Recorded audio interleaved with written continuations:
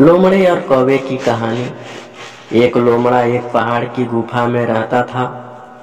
जब भी उसको एक बच्चा पैदा होता और वह बड़ा हो जाता तो वह उसको खा जाता, क्योंकि उसको बहुत भूख लगती थी। अगर वह अपने बच्चों को न खाता तो उसके वे बच्चे बड़े हो जाते और फिर वह अपने बच्चों का आनंद लेता। पर फिर भी उसके लिए यह बड़े दुख की बात थी। अब हुआ यह कि कुछ समय बाद पास के एक पेड़ पर एक कौवे ने अपना घोंसला बना लिया। अब उस लोमड़े ने उसे देखा तो उसने सोचा कि वह उससे दोस्ती कर ले ताकि वह उसको रोज खाना लाने में सहायता कर सके, क्योंकि कौवा ऐसे मामलों में उसके लिए बहुत कुछ कर सकता था जो वह खुद अपने लिए नहीं कर सकता था।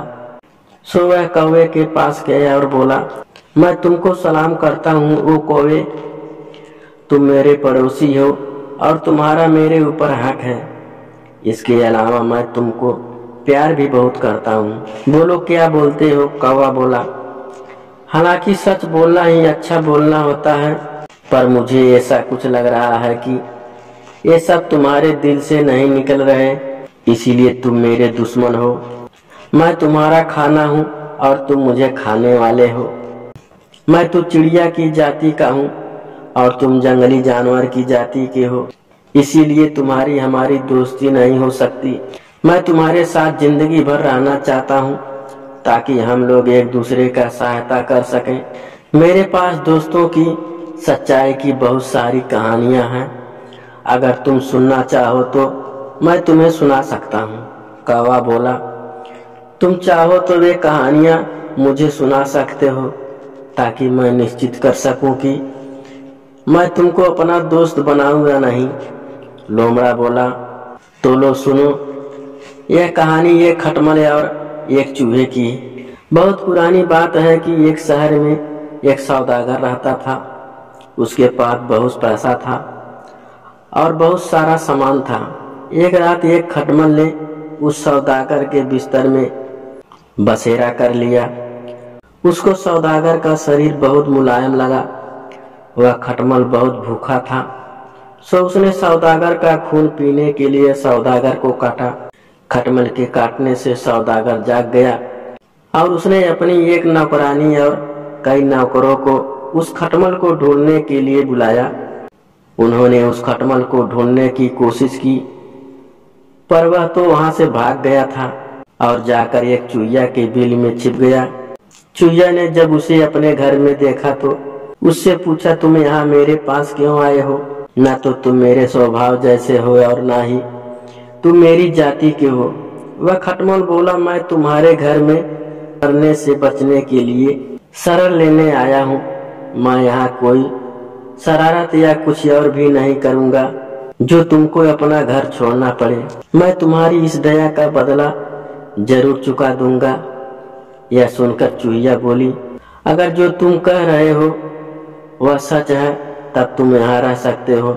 इस सौदागर के खून के नुकसान के लिए तुम इतने दुखी ना हो, तुम संतुष्ट रहो, यहाँ तुम हिफाजत रहोगे।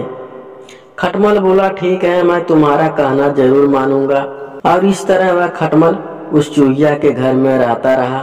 दिनों दिन उन दोनों में प्यार बढ़ता जा रहा था। वह खटमल रात को सौदागर के बिस्तर में पहुंच जाता और दिन भर वह चूहिया के घर में रहता। एक दिन ऐसा हुआ कि वह सौदागर घर में बहुत सारी दिनार लेकर आया और उसको रखने लगा। जब चूहिया ने उन सिक्कों की आवाजें सुनी तो उसने अपना सिर अपने बिल के पास निकाला और उन दिनारों की तरफ देखा और तब तक देखती रही जब तक वह उसको अपने तकिए के नीचे रखकर सो नहीं गया। उसके सोने के बाद वह चूहिया खटमल से बोली, तुमने देखा नहीं कि उस सौदागर के पास कितना खजाना है? क्या तुम कोई रास्ता बता सकते हो जिससे वह दिनारे हमारे पास आ जाएं? खटमल बोला, यह कोई अच्छा विचार नहीं है जब तक कि इस काम को करने में कोई होशियारी न हो।